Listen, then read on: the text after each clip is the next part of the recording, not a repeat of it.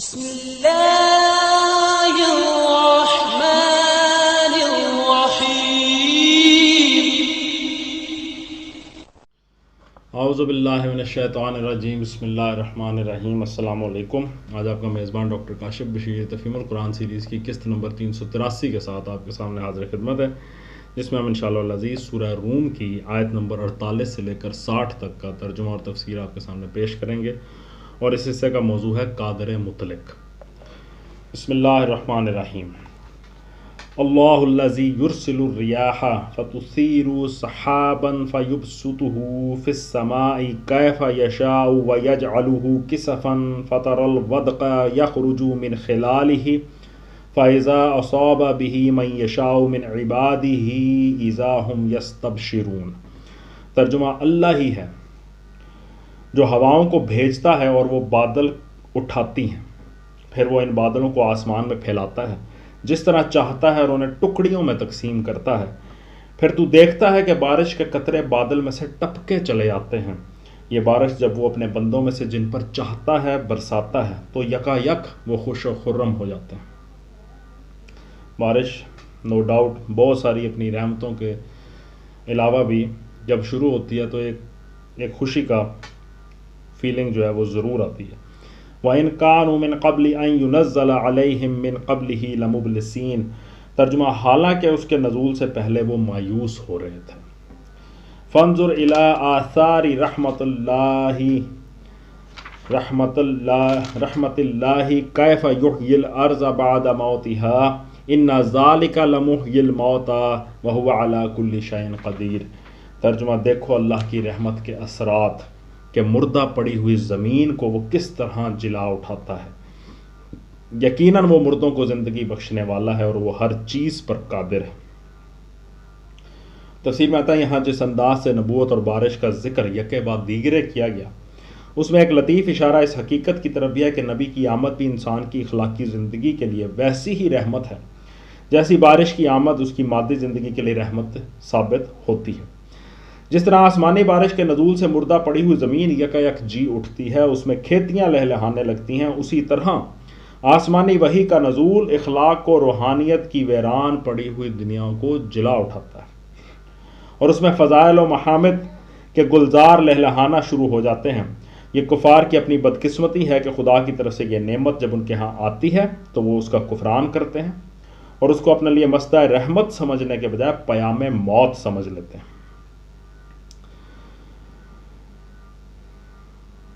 وَلَئِنْ أَرْسَلْنَا رِيحًا فَرَأَوْهُ مُصْفَرًّا لَظَلُّوا مِنْ بَعْدِهِ يَكْفُرُونَ۔ ترجمہ: اور اگر ہم ایک ایسی ہوا بھیج دیں جس کے اثر سے وہ اپنی کھیتی کو زرد پائیں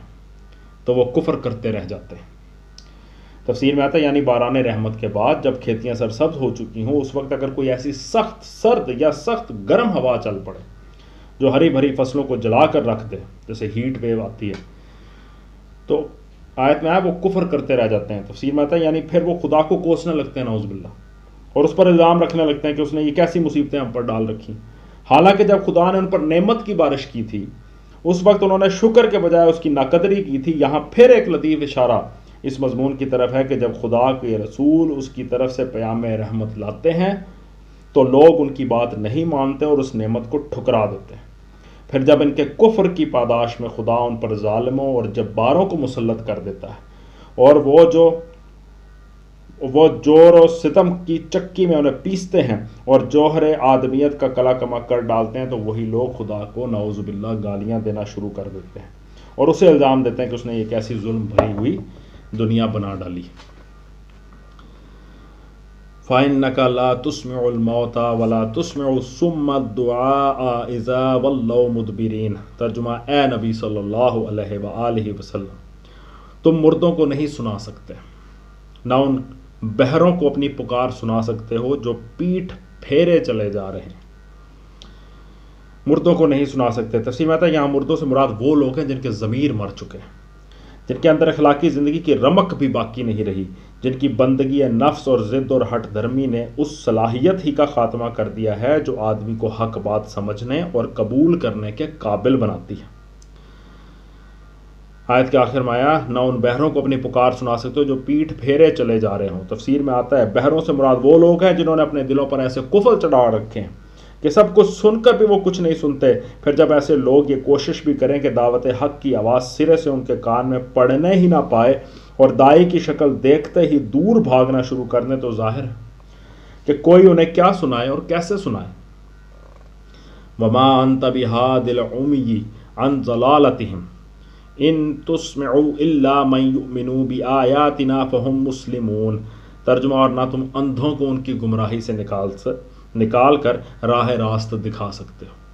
تم تو صرف انہی کو سنا سکتے ہو جو ہماری آیات پر ایمان لاتے اور سر تسلیم خم کر دیتے ہیں۔ تفسیر میں آتا ہے یعنی نبی کا کام یہ تو نہیں ہے کہ اندھوں کا ہاتھ پکڑ کر انہیں ساری عمر راہ راست پر چلاتا رہے، وہ تو راہ راست کی طرف رہنمائی کر سکتا ہے، گائیڈ کر سکتا ہے، مگر جن لوگوں کی آنکھیں پھوٹ چکی ہیں اور جنہیں وہ راستہ نظر ہی نہ آتا ہو جو نبی ان کو دکھانے کی کوشش کرتا ہے، ان کی رہنمائی کرنا نبی کے بس کا کام نہیں ہے۔ اللہ الذی خلقکم من ضعف ثم جعل من بعد ضعف قوة ثم جعل من بعد قوة ضعفا وشیبہ یخلق ما یشاء وہو العلیم القدیر۔ ترجمہ اللہ ہی تو ہے جس نے ضعف کی حالت سے تمہاری پیدائش کی، ابتدا کی، پھر اس ضعف کے بعد تمہیں قوت بخشی، پھر اس قوت کے بعد تمہیں ضعیف اور بوڑھا کر دیا۔ وہ جو کچھ چاہتا ہے پیدا کرتا ہے اور وہ سب کچھ جاننے والا، ہر چیز پر قدرت رکھنے والا ہے۔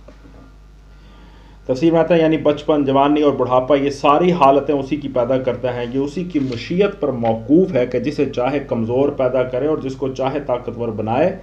جسے چاہے بچپن سے جوانی تک نہ پہنچنے دے اور جس کو چاہے بہت لمبی عمر دے،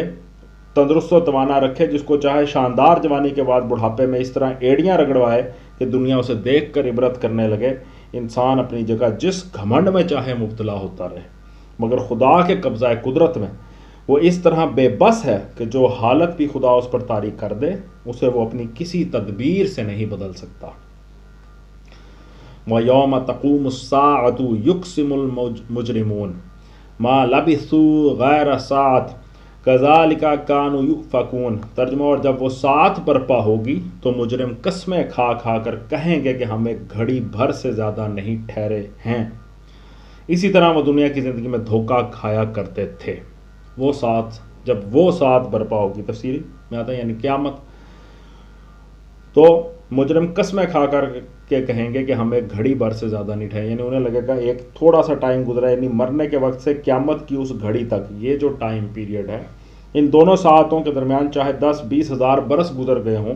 مگر وہ یہ محسوس کریں گے کہ چند گھنٹے پہلے ہم سوئے تھے، مرے تھے، اور ابھی اچانک ایک حادثے نے ہمیں جگا اٹھایا۔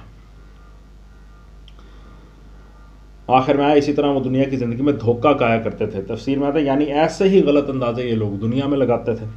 وہاں بھی یہ حقیقت اور ادراک سے محروم تھے، اسی وجہ سے وہ یہ حکم لگاتے تھے کہ کوئی قیامت ویامت نہیں آنی، کوئی آخرت نہیں ہے، کوئی حساب نہیں ہے، کسی خدا کے سامنے حاضر ہو کر ہم سے پوچھ گچھ نہیں ہونی۔ وقال الذين اوتوا العلم والایمان لقد لبثتم في كتاب الله الى يوم البعث فهذا يوم البعث ولكنكم كنتم لا تعلمون۔ ترجمہ مگر جو علم اور ایمان سے بہرہ مند کیے گئے تھے وہ کہیں گے کہ خدا کے نوشتے میں تو تم روز حشر تک پڑے رہے ہو، سو یہ وہی روز حشر ہے لیکن تم جانتے نہ تھے۔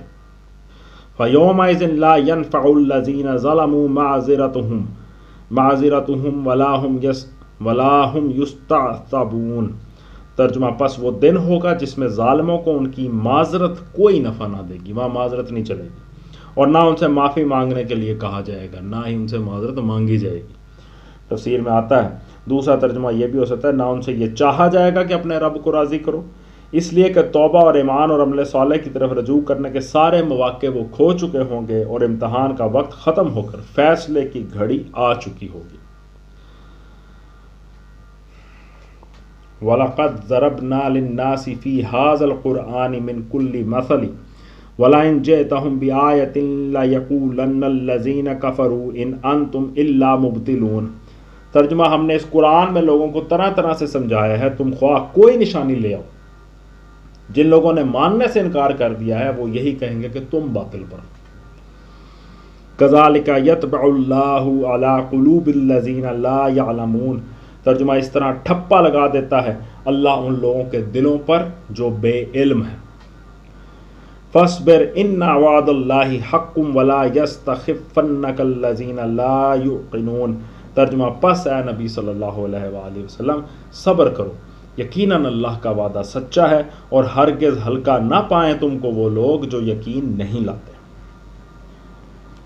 اللہ کا وعدہ سچا ہے، تفسیر میں آتا ہے اشارہ ہے اس وعدے کی طرف جو اوپر آیت نمبر 47 میں گزرا۔ وہاں اللہ تعالیٰ نے اپنی یہ سنت بیان کی ہے کہ جن لوگوں نے بھی اللہ کے رسولوں کی لائی ہوئی بینات ایویڈنسز کا مقابلہ تکذیب و تضحیق اور ہٹ درمی کے ساتھ کیا ہے، اللہ نے ایسے مجرموں سے ضرور انتقام لیا ہے اور اللہ پر یہ حق ہے کہ مومنوں کی نصرت فرمائے۔ یہ وعدے کی طرف اس میں اشارہ ہے۔ آخر میں آیا اور ہرگز ہلکا نہ پائیں تم کو وہ لوگ جو یقین نہیں لاتے، تفسیر میں یعنی دشمن تم کو کمزور نہ سمجھے، ان کے شور و غوغا سے تم دب نہ جاؤ، امپریس نہیں ہو جاؤ، ان کی بہتان و افطرا کی مہم سے تم مرعوب ہو جاؤ، یہ نہیں ہوگا، یا ان کی پھپتیوں اور تانوں اور تضحیق و استہزاء سے تم پست ہمت ہو جاؤ، کانفیڈنس نہیں چھوڑنا، یا ان کی دھمکیوں اور طاقت کے مظاہروں اور ظلم و ستم سے تم ڈر جاؤ، ڈرنا نہیں ہے، ان کے دیے ہوئے لالچوں سے تم پھسل جاؤ، یا قومی مفاد کے نام پر جو اپیلیں وہ تم سے کر رہے ہیں ان کی بنا پر تم ان کے ساتھ مصالحت کر لینے پر آ جاؤ۔ اس کے بجائے وہ تم کو اپنے مقصد کے شعور میں اتنا ہوش مند اور اپنے یقین و ایمان میں اتنا پختہ اور اس عزم میں اتنا راسخ اور اپنے کیریکٹر میں اتنا مضبوط پائیں کہ نہ کسی خوف سے تمہیں ڈرایا جا سکے، نہ کسی قیمت پر تمہیں خریدا جا سکے، نہ کسی فریب سے تمہیں پھسلایا جا سکے، نہ کوئی خطرہ یا نقصان یا تکلیف تمہیں اپنی راہ سے ہٹا سکے، اور نہ دین کے معاملے میں کسی لین دین کا سودا تم سے چکایا جا سکے۔ یہ سارا مضمون اللہ تعالیٰ کے کلام بلاغت نظام نے اس ذرا سے فکرے میں سمیٹ دیا ہے۔ یہ بے یقین لوگ تم کو ہلکا نہ پائیں، اتنے سے فکرے میں اس کو سمیٹ دیا۔ اب اس بات کا ثبوت تاریخ کی بے لاگ شہادت دیتی ہے کہ نبی صلی اللہ علیہ وآلہ وسلم دنیا پر ویسے ہی بھاری ثابت ہوئے جیسے اللہ اپنے آخری نبی صلی اللہ علیہ وآلہ وسلم کو بھاری بھرکم دیکھنا چاہتا تھا۔ ہمارے نبی پاک صلی اللہ علیہ وآلہ وسلم پوری طرح سے اس پہ کاربند ہو کے ان توقعات پہ پورا اترے۔ آپ سے جس نے جس میدان میں بھی زور آزمائی کی اس نے اسی میدان میں مات کھائی، چاہے وہ جنگ کا میدان تھا یا چاہے وہ تبلیغ کا میدان تھا، چاہے وہ کسی بحث کا میدان تھا۔ آخر اس شخصیت عظمیٰ نے